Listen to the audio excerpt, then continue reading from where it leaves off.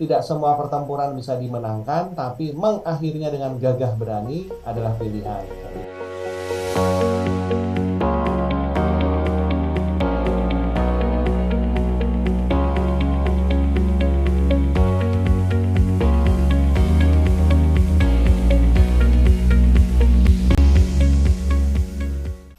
Assalamualaikum warahmatullahi wabarakatuh. Selamat pagi, selamat siang, selamat sore, selamat malam, dan selamat datang di acara 216 Podcast Askara Anantok pada episode ke-6. Bersama saya Ahmad Zulfikri Wirdiansyah sebagai host pada episode kali ini akan berbincang-bincang bersama Bapak Iwan Pramana. Beliau adalah seorang motivator trainer dan penulis buku yang produktif. Beliau pernah menempuh pendidikan S1 di UI dan S2 di MM Prasetya Mulia. Beliau berpengalaman sebagai trainer motivator dan pengisi acara motivasi di radio. Saat ini beliau adalah CEO Insan Mandiri Cendekia. Beliau juga banyak menulis buku mengenai motivasi, inspirasi, dan teknik menulis. Beberapa karyanya antara lain ada Bertempurlah Tapi Dengan Gagah, Tulislah Sebelum Idemu Menjadi Debu, dan juga Autokreatif. Baiklah, langsung saja kita mulai berbincang-bincangnya. Assalamualaikum Pak Iwan Pramana, bagaimana kabarnya nih Pak? Waalaikumsalam warahmatullahi wabarakatuh. Alhamdulillah sehat, Mazul. Mazul gimana kabarnya? Alhamdulillah sehat juga Pak. Semoga teman-teman yang nonton Alhamdulillah. acara ini juga sehat-sehat semua Pak. Baik Pak, Amin, saya amin. punya beberapa pertanyaan nih Pak untuk Bapak Pak untuk dibincangkan. Ya. Untuk pertama, saya ingin tahu nih Pak, Bapak ini kan banyak menulis buku ya Pak. Menurut Bapak nih Ya. Pak, arti menulis bagi Bapak ini tuh apa Pak? Menulis tuh buat saya sebagai media ekspresi sih ya. Jadi kan kita tuh punya ilmu kan. Nah, ilmu itu sayang kalau nggak dikasih ke orang gitu kan. Sementara umur kita kan terbatas ya, gitu kan. Kita nggak tahu nanti kapan pulang, terus tiba-tiba kapan nggak bisa nulis lagi. Makanya selagi ada waktu, insya Allah kalau bisa saya tulis gitu. Jadi lebih kepada apa ya, berbagilah gitu kan. Gitu. Baik Pak. Itu Dulu Mazul. dulu itu Bapak harus berjuang dengan berat atau bisa dengan mudah Pak nerbitin buku Pak? Karena yang saya ketahui Bapak sudah banyak menerbitkan buku ya Pak. Ya, betul. Sampai hari ini tuh udah 40, sekitar 41 ya, gitu. Jadi mulainya tuh 2016. Nah, 2016 tuh baru mulai rencana nulis buku, tapi itu baru niat gitu kan. Pokoknya niat nulis buku lah, 2016 3 buku. Tapi memang pada waktu itu belum belum ketemu buku yang mau ditulis itu apa gitu. Jadi pokoknya niat aja dulu gitu. Nah, begitu niat udah dipasang gitu kan. Nah, tiba-tiba muncul tuh pilihan judul 1, 2, 3, 4 gitu kan. Nah, akhirnya dari situ kita pilih satu buku yang paling mudah gitu untuk ditulis. Jadi kadang kalau nanti ada teman-temannya Mazul atau Mazul juga yang mau nulis gitu ya, nulis buku ya. Nah, tulislah topik yang paling mudah dulu gitu. Kenapa? Karena kalau sudah jadi satu buku, kita dapat motivasi untuk nulis lagi gitu. Tapi kalau di buku pertama kita udah berat untuk memulai ya, nah itu bakal susah itu untuk meneruskan gitu. Jadi tips pertama kalau menulis buku mulailah dari yang mudah dulu gitu. Mulai dari yang mudah dulu Pak. Ya benar gitu. Nah Wah, yang mudah itu biasanya halnya nggak jauh-jauh, halnya yang dekat. Nah, contoh nih, kalau saya kan trainer ya, maka yang dekat dengan saya tuh berarti pekerjaan gitu ya. Kayak misalnya ngajar di kelas, terus ngasih ice breaking, ngasih materi gitu kan, gitu. Nah kalau Mazul nih sebagai siswa yang masih sekolah, yang dekat apa nih kira-kira misalnya kalau Mazul? Yang dekat dengan Mazul apa misalnya? Dengan misalnya keseharian. Heeh. teman-teman saya Pak. Oke, teman-teman. Nah, itu bisa jadi judul satu judul buku tuh. Jadi tentang teman-teman gitu kan. Misalnya teman yang baik atau teman yang gimana gitu kan. Atau tipe-tipe teman. Nah, itu jadi satu judul buku. Oke. Apalagi Mazul misalnya yang dekat dengan Mazul. Apa ya? Pelajaran-pelajaran sekolah Pak. Pelajaran. Nah, pelajaran berarti kan kalau buku pelajaran udah banyak ya. Dan Mm-mm. kita kan masih belajar juga. Berarti kita nggak bisa masuk dari situ. Bisa masuknya gini misalnya. Bagaimana tips belajar apa gitu kan. Efektif. Nah, itu jadi Hmm. jadi bisa jadi banyak itu tergantung mata pelajarannya gitu kan. Gitu. Kegiatan saya sehari-hari juga bisa dijadikan bahan untuk buku ya Pak. Iya bener gitu. Jadi saya tuh kalau mau tahu potensi orang bisa nulis berapa banyak buku, saya ngobrol aja 5 menit. Nanti habis selesai 5 menit saya kasih list. Nah rata-rata tuh orang tuh begitu habis cerita 5 menit rata-rata dia bisa punya topik judul buku rata-rata di atas 10 gitu. Ini kalau nanti saya sama Mas Zul nih ngobrol ya 5 menit gitu ya, Mas Zul cerita, saya catat aja, saya nggak nanya apa-apa, Mas Zul cerita aja. Nanti setelah selesai saya kasih, ah ini ada 10 buku nih yang Mas Zul bisa tulis nih, ini gitu. Mudah sebenarnya, nggak susah gitu. Nah kadang manusia yang bikin susah gitu ya, nyari nyari inilah harus begini harus begitulah, jadinya nggak jadi-jadi gitu. Gitu. Pak, Mm-mm. sebagai penulis ya Pak, Bapak sudah banyak menulis buku nih Pak. Tapi Mm-mm. Bapak kan juga pasti juga pernah melihat buku-buku lain Pak yang bukan tulis oleh Bapak. Mm-mm. Nah, saya mau bertanya Pak, buku pertama yang menarik bagi Bapak itu apa Pak? Dan mengapa tuh Pak? Kalau yang menarik buat saya tuh yang ini, yang bertempurlah tapi dengan gagah Wah. gitu. Itu buku 2018 ditulis pas Ramadan gitu ya, jadi pas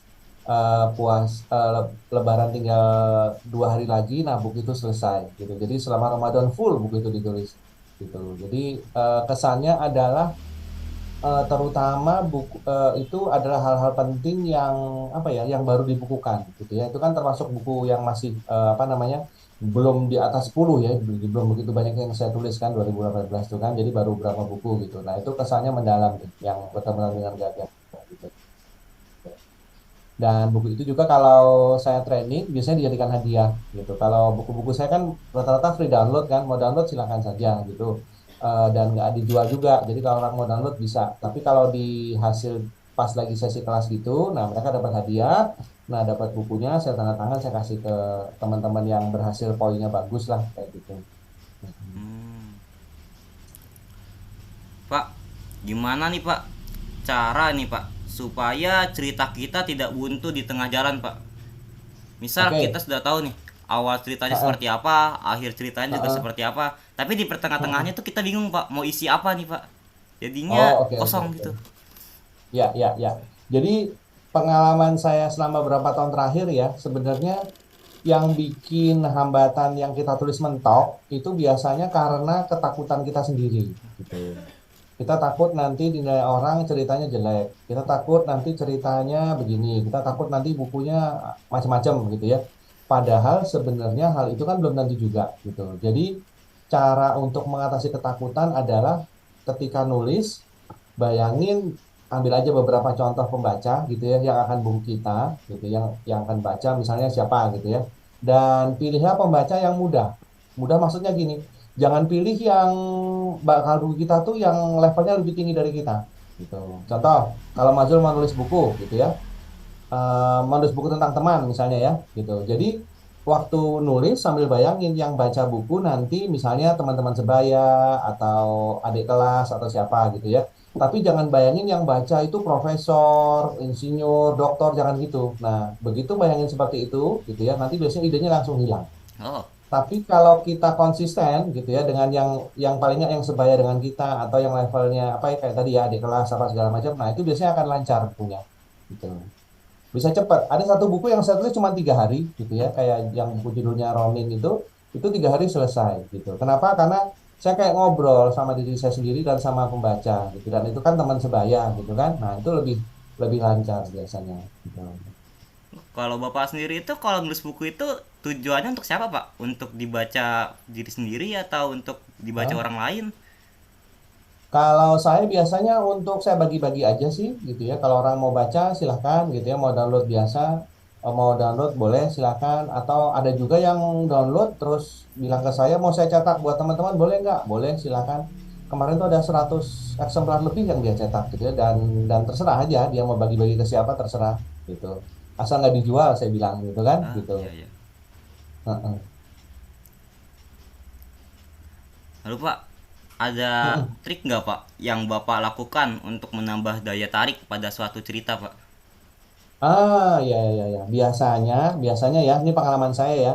Ya. Waktu baca buku tuh awalnya menarik, tapi kalau sudah selembar, 2 lembar, 3 lembar, ya lembar ke 10 lah, itu mulai bosen gitu.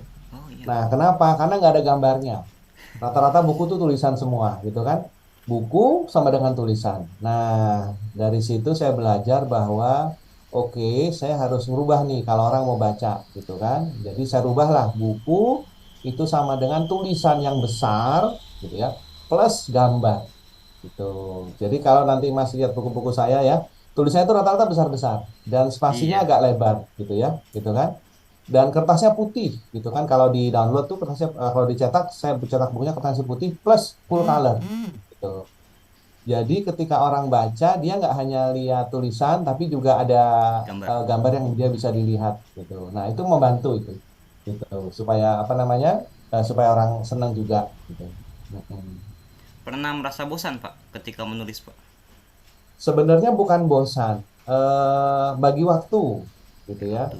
Kadang tuh ada prioritas yang kita nggak bisa tinggalin gitu kan. Kadang ada prioritas yang kita bisa geser gitu. Jadi kadang-kadang tuh kalau saya sempetin nih ceritanya ya. Jadi kalau malam tuh paling 10 menit, 15 menit gitu kan.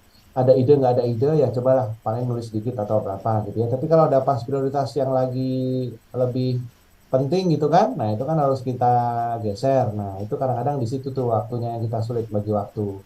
Kayak sekarang nih di kepala saya ini ada 5 buku yang belum bisa saya tulis gitu kan karena harus nunggu sesuatu harus selesai dulu gitu. Jadi berdasarkan prioritas gitu. Kalau udah selesai itu, nah nanti bisa saya tulis gitu. Mm-mm. Biasanya berapa lama tuh Pak untuk satu buku Pak? Kira-kira Satu buku kalau lancar ya, kalau nggak pakai literatur itu yang paling cepat tadi itu 3 hari. 3 hari. Kalau standar tuh ya, standar kira-kira seminggu sampai 2 minggu yang tanpa literatur. Tapi kalau pakai literatur biasanya sebulan gitu. Sebulan. Hmm. Mm-mm. 2019 karena COVID kan kan kita banyak waktu ya gitu. Itu saya sampai nulis setahun tuh 7 buku gitu. 7 buku Itu campur tuh. dalam 1 tahun. Ada yang tanpa literatur, ada yang dengan literatur gitu. Jadi kalau waktunya semakin longgar, semakin banyak gitu. Tapi kalau waktunya kadang mepet ya tadi prioritas. Saya usahakan sih minimal 3 buku lah ya setahun gitu kan. Mm-mm. Itu Bapak dalam sekali bikin buku tuh Pak, itu satu buku Mm-mm. aja atau ada buku-buku lain juga Pak yang Bapak belum selesaikan?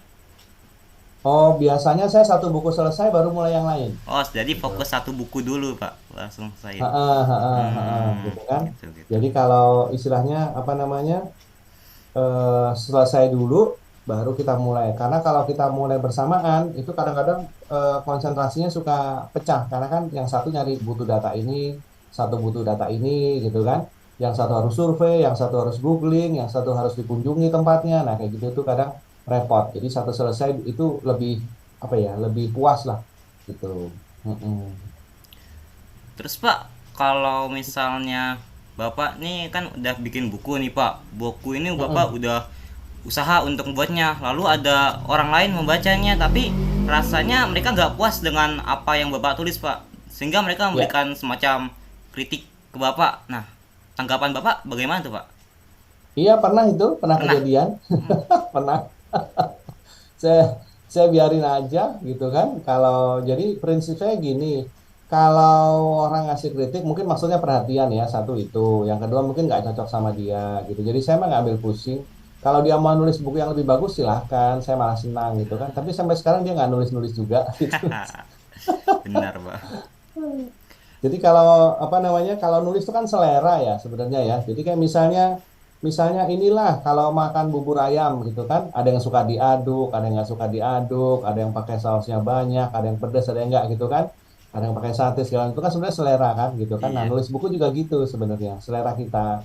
Kalau saya biasanya nulis bukunya itu target pembacanya buat orang yang baru mau senang baca buku Oh, iya Pak. gitu. Jadi bukan orang yang senang baca buku, enggak. Kalau senang baca buku itu ruwet. Dia minta ini, minta ini, minta ini. Bisa jadi tadi ngeritik saya itu dia pembaca buku sejati gitu kan. Jadi dia butuh standar yang tinggi gitu. Tapi kalau Mas Zul lihat buku-buku saya kan ringan kan Iya, tulisannya buku-buku kan, nggak Bapak begitu ringan, berat. tulisannya besar, habis itu Mm-mm. banyak gambar-gambarannya, itu saya suka. Benar, benar, benar. Dan semua itu kan kita bisa dapat gratis kan kalau Iya. kalau tinggal nyari tempatnya aja. Jadi karena bukunya ringan, orang baca tuh ya nggak berat juga. Paling ada yang 29 menit selesai. Ada yang di buku yang terakhir tuh saya tulis di ujungnya ada tulisan waktu baca 29 menit. Jadi orang nggak begitu butuh waktu banyak untuk selesai. Kenapa? Karena saingannya banyak sekarang kan. Ada handphone, kemudian ada macam-macam gitu. Terutama dari handphone lah saingannya kan gitu. Terus belum lagi kalau ada notif dari handphone bunyi ting tung, nah pasti orang akan teralih kan Ke HP. perhatiannya. Jadi ya saya sengaja tulis buku yang ringan-ringan gitu. Itu tadi Kalau Mas. Jadi dari Pak, kalau gimana? dari karya lain Pak, bukan karya Bapak, buku yang menarik bagi Mm-mm. Bapak apa Pak? Kalau saya tuh suka ini komik. Komik. Nah, iya. Hmm. Jadi kalau yang buat buat referensi sih ya, kalau buat referensi buku-buku yang memang buku bagus gitu yang banyak dibaca orang gitu kan. Kayak dulu tuh saya pernah kerja di konsultan tuh bukunya judulnya Seven Habits. Nah, itu juga jadi bagus tuh buat referensi. Kemudian ada bukunya Simon Sinek itu tentang why gitu kan. Kenapa Oh sih kita iya. ini harus ketemu why? Nah, itu juga bagus gitu. Tapi referensi lain saya ambil dari komik supaya apa? Supaya balance gitu kan. Kayak solo leveling itu kan bagus tuh ya gambar-gambarnya. Kemudian ilmu-ilmunya juga tinggi gitu kan. Jadi supaya balance. Jadi ketika saya kalau narasinya saya banyak sumber buku-buku yang serius, nanti ketuang di tulisan serius semua gitu. Hmm. Tapi kalau saya juga baca kayak komik yang ringan-ringan, nah itu bisa balance tuh. Jadi kadang-kadang apa namanya kita nggak terlalu berat ketika nulis gitu. Bapak pernah Mm-mm. buat komik, Pak? Enggak pernah buat komik, Belum cuma pernah ya? maksudnya seneng aja baca Senang gitu bacanya. kan. Saya nggak bisa gambar gitu. Jadi kalau Sama, gambar orang Pak. itu cuma bundar, tangan, kaki, udah selesai badan gitu. Iya, iya. Gitu. Terus, Pak, Mas Zul mau ah, nulis buku rencananya? iya, Pak, saya pengen coba buat buku, Pak. Tapi saya Oh, masih ya. apa ya? Belum tahu, Pak, mau mulai dari mana gitu, Pak. Oh, Kira-kira kalau gimana nih, Pak, solusinya, Pak? nah itu hambatan lagi yang tanpa sadar kita buat gitu ya.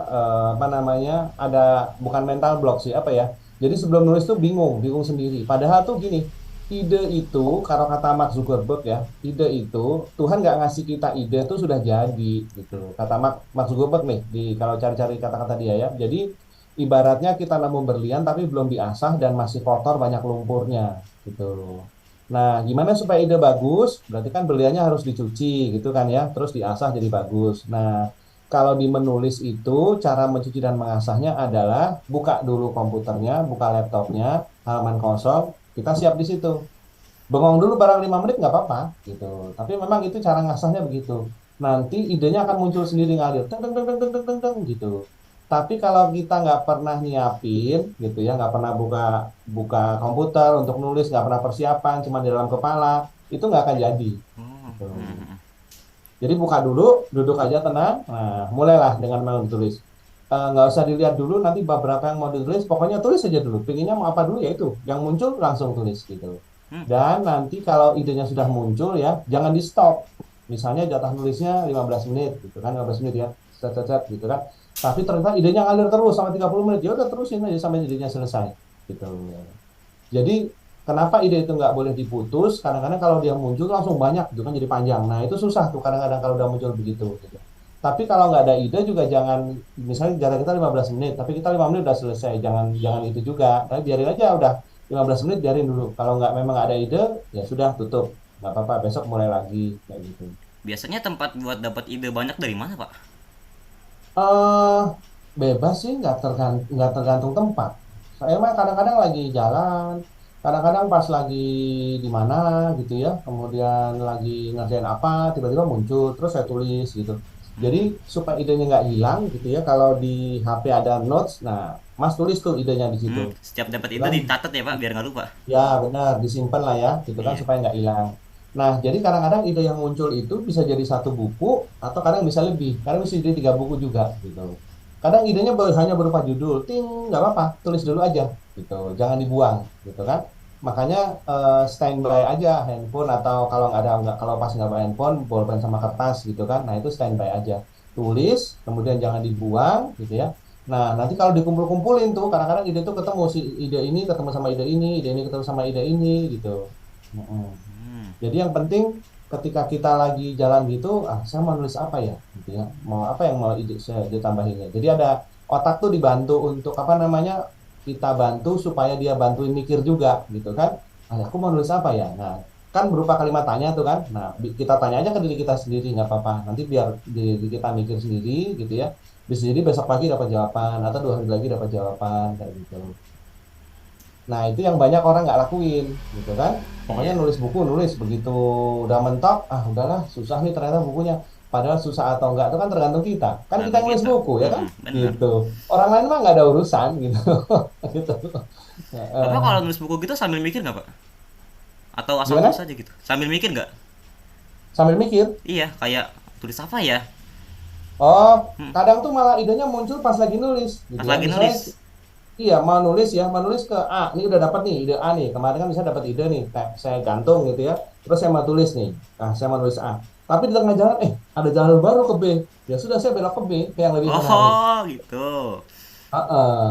Tapi yang ide yang A tadi saya simpan dulu, nggak saya buang gitu. Nanti kalau bukunya udah jadi gitu ya, kalau emang dia nggak kepake ya sudah dibuang. Kan Hmm. ada salah satu penulis besar, saya lupa Picasso kali ya, saya lupa namanya.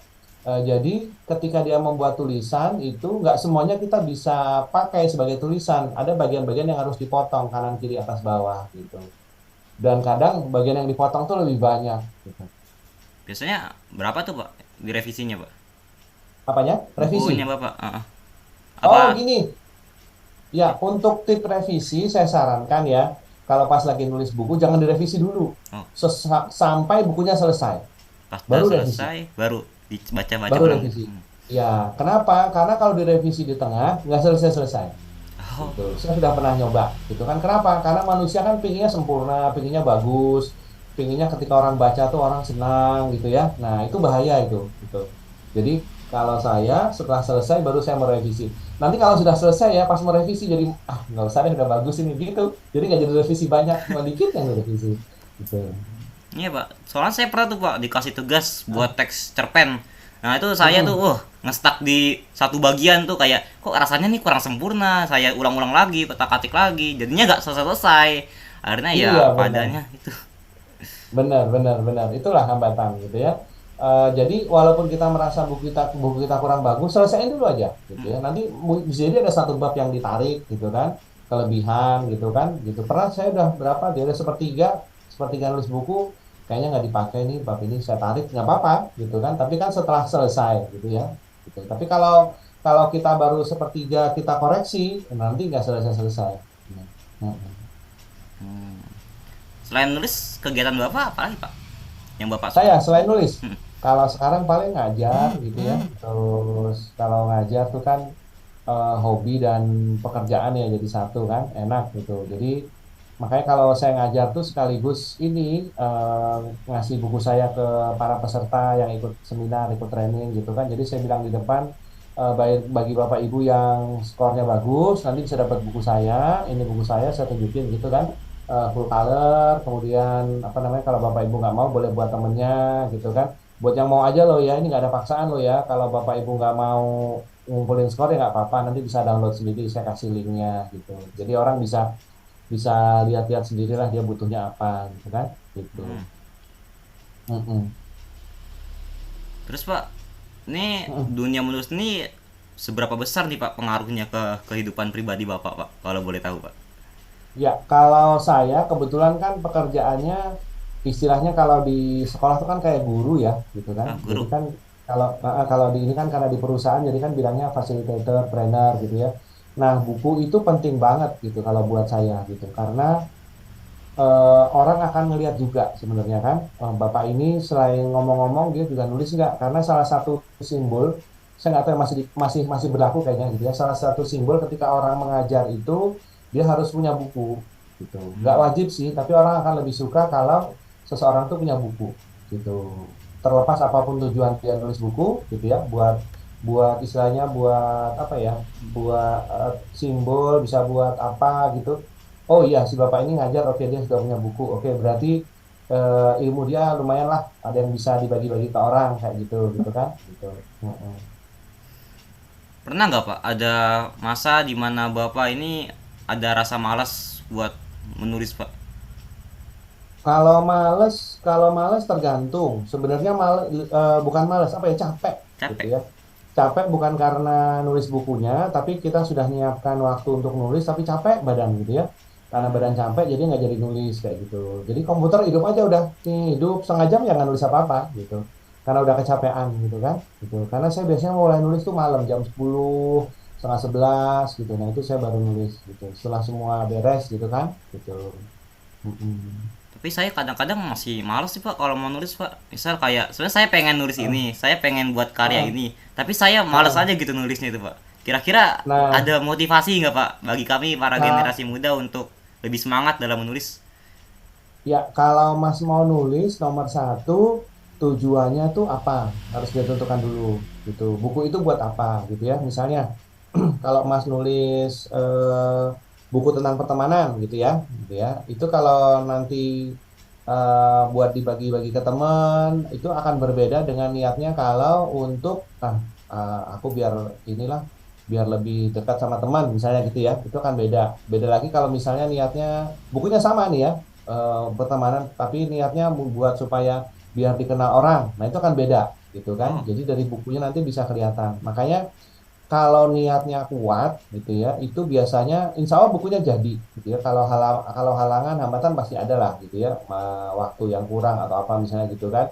Kemudian prioritas yang belum muncul itu tuh bisa jadi ada. Tapi biasanya kalau niatnya udah bagus, bukunya akan jadi, gitu. Nah, eh, ukurannya gimana gitu ya. Kalau saya sih ukurannya 3 bulan gitu ya. Bukunya kayak tadi tuh ya, spasinya gede-gede, kemudian halamannya 80 sampai 100. Itu 3 bulan, kalau nggak selesai berarti ada sesuatu tuh yang salah gitu. Tapi kalau sebelum 3 bulan udah selesai, ya sudah, kita lanjut ke penulisan berikutnya. Tapi kalau 3 bulan nggak selesai, bisa jadi karena bukunya ketinggian konsepnya, bisa jadi salah milih target pembaca, atau bisa jadi niat kita yang kurang pas, jadi kita nggak semangat gitu. Hmm. Karena semangat itu kan tergantung niatnya kan ya, gitu ya. Iya. Kalau misalnya contoh deh, kalau kita udah lapar banget, wah, itu satu-satunya yang bikin semangat kan cari makanan Cari kan. makan. Nah, gitu ya, gitu. Kalau kita haus, berarti salah satu Cari minum. satu-satunya cara cari minum, gitu kan. Nah, kayak gitu tuh, gitu. Nah, tinggal supaya nulis buku tuh gimana caranya supaya niat kita tetap ada, gitu ya. Jadi nggak bosen duduk di depan komputer walaupun mentok tulisannya, gitu. Jadi yang penting tuh niat ya, Pak. Ya, benar. Nomor satu niat, tentuin dulu niatnya, gitu ya. Kalau saya bilangnya itu istilahnya, kita punya mataharinya lah, gitu ya. Jadi walaupun mendung gimana pun, kalau ada matahari dia akan tetap ngasih cahaya yang hangat, gitu kan. Nah, itu kita bisa nulis enak tuh, gitu. Apalagi kalau misalnya, apa namanya, Mas juga punya. Jadi buku yang sekarang itu sebenarnya nggak perlu banyak tulisan, gitu ya. Jadi kemarin saya nemu buku tuh, ada di share di IG tuh. Buku tuh tulisannya cuma kumpulan-kumpulan kata mutiara orang, gitu. Jadi buku, gitu kan. Terus ada buku yang satu halamannya tuh cuma isinya paling cuma berapa kata, gitu ya. Itu juga jadi buku. Jadi nggak harus tulisan yang banyak, gitu kan. Kasih gambar, kasih quote, kemudian kasih apa namanya, hiasan-hiasan gitu kan. Bahkan halaman kosong juga nggak apa-apa supaya jadi ada jedanya gitu kan, gitu. Mm-mm. Bapak sendiri kalau buku lebih suka buku yang genre apa, Pak? Kalau saya yang ini ya, personal development, kayak misalnya Oh, tip and trick pengembangan diri ya. gimana caranya pengembangan diri yang bagus, pengen jadi ini, pengen jadi itu, gitu kan, gitu. Mm-mm. Terus saya suka kata-kata yang unik-unik tuh, kata-kata mutiara yang bagus-bagus. Nah, itu saya suka tuh, kayak gitu. Coba Pak, Mm-mm. contoh kata mutiaranya kayak apa, Pak? Apanya? Ada contoh kata Oh, mutiara itu yang Bapak suka? yang saya itu tuh yang saya tulis di depan buku Bertempurlah Tapi Dengan Gagah itu. Tidak semua pertempuran bisa dimenangkan, tapi mengakhirinya dengan gagah berani adalah pilihan, kayak gitu. Jadi kadang kita nggak perlu kata mutiara orang, jadi kita butuh baca kata mutiara orang supaya kita bisa nemu kata mutiara sendiri, gitu kan? Gitu. Terus judul buku saya yang lain tuh ya, agar bendera tetap berkibar. Nah, kayak gitu. Itu dulu saya jadikan tagline gitu kan waktu saya kerja di Irian. Nah, sekarang jadi judul buku gitu. Jadi semakin sering kita membaca, semakin sering kita akan dapat ilham yang bagus-bagus gitu. Tapi kalau kita jarang membaca ya, mentok. Nah, bisa jadi juga buku yang nggak jadi itu karena kita jarang membaca. Mentok nih, aduh idenya nggak dapet nih. Nah, kadang-kadang seperti itu juga. Jadi harus banyak googling, harus banyak tanya-tanya, harus banyak ngobrol. Jadi bahannya tuh banyak gitu untuk nulis. Nah. Boleh nggak Pak kalau misalnya kita ambil kayak karya orang lain nih, kita tulis ulang karyanya, tapi yang nggak semuanya itu kita salin Pak, itu gimana tuh Pak menurut Bapak, Pak? Oh, Jadi asal inspirasi gitu. nyantumin ya, asal nyantumin sumbernya nggak apa-apa, gitu Asal ya. nyantumin sumbernya. Dicantumin aja sumbernya. Saya kalau ngambil tulisan biasanya saya tulis, orang ini di buku ini dia ngomong begini, kayak gitu, itu nggak apa-apa. Atau kalau gambar kan sekarang harus nyebutin sumbernya kan di bawah kan. Nah, itu juga oke gitu lah. Jadi sekarang tuh sebenarnya nulis tuh lebih kayak ini nih, apa istilahnya, or- orang yang mengorkestra pemusik-pemusik gitu kan, bahannya sudah ada, tinggal kita campur-campur gitu ya. Iya. Atau kayak kayak chef gitu kan, bahannya sudah ada, tinggal kita campur-campur. Nah, kita bikin masakan sendiri dari bahan-bahan itu, gitu. Jadi udah nggak sesulit dulu lah kalau nulis sekarang, gitu kan. Tantangannya lebih kurang ke mau, bukan Mau ke atau mampu. enggak? Iya, kalau mampu semua orang mampu lah, gitu kan. Tinggal dia mau tulisan yang seperti apa. Balik lagi, kalau dia target pembacanya itu nanti orang yang lebih tinggi dari dia, nah itu pasti sulit tuh. Tapi kalau pembacanya orang yang sama atau yang lebih lebih inilah ya, yang kayak adik kelas gitu kan atau siapa gitu, nah itu lebih lebih mudah untuk dibuat gitu. Baik Mm-mm. Pak. Terakhir deh nih Pak. Mm-mm. Kan kalau misalnya kita mau buat buku nih Pak, kita harus pinter Mm-mm. ngerangkai-rangkai kata-kata nih Pak. Caranya Mm-mm. biar kita ini bisa kreatif gitu gimana Pak? Oh, ini Saya, merangkai kata ya? iya Ya, ya. ya, ya. Jadi kalau kalau merangkai kata sebenarnya nggak ada ilmu khusus gitu ya. Tiap orang tuh punya cara sendiri-sendiri merangkai kata gitu. Jadi kalau saya diminta jadi editor tuh biasanya saya nggak lihat susunan katanya karena pasti tiap orang tuh unik gitu kan. Jadi nggak usah khawatir sama ilmu merangkai kata gitu ya. Pakai aja kata-kata yang biasa kita gunakan. Nah itu jadiin gitu. Nanti lama-lama nemu pola sendiri kok gitu ya. Jadi apakah kita perlu belajar ilmu merangkai kata? Buat saya sih kalau untuk nulis-nulis buku awal nanti aja belakangan kalau sudah bukunya udah mulai banyak, nah baru belajar. Yang penting sekarang gimana cara nuangin ide gitu ya supaya ide itu bisa muncul pas gitu ya dengan target pembaca. Nah, balik lagi supaya pas dengan target pembaca, pas kita nulis bayangin orang yang mau baca buku kita tuh ada di depan gitu. Jadi kayak ngobrol aja sama sama orang yang mau baca buku gitu. Atau kayak cerita gitu kan. Hmm. Kalau cara biar kita bisa kreatif Pak dalam memunculkan ide-ide itu gimana Pak? Itu baca buku saya yang Auto judulnya Auto kreatif ya? Kreatif. Iya. Ah, gitu. Itu tips-tips yang paling gampang gitu ya. Kan ada yang bilang namanya amati tiru modifikasi. Nah, di situ ada tools namanya Scamper. Itu tools yang umum dipakai kalau orang mau mengembangkan sesuatu gitu ya. Misalnya Mas mau nulis tentang pertemanan. Misalnya teman apa gitu ya.